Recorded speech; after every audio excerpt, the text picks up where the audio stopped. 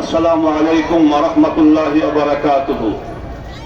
সময় একেবারে নাই, আমাদের আমির বক্তব্য দিবেন।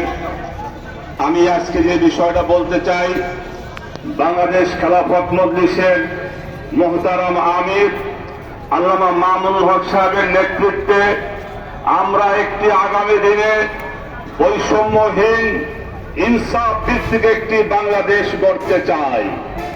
তাই আজকে সমাবেশ থেকে পরিষ্কার দাবি হলো, আগামী ফেব্রুয়ারি মাসে যে নির্বাচন বলা হয়েছে, আমরা পরিষ্কার দাবি হলো অবিলম্বে জুলাই সনদকে আইনি ভিত্তি দিতে হবে এবং আগামী ফেব্রুয়ারির নির্বাচন এই জুলাই সনদের ভিত্তিতে হতে হবে।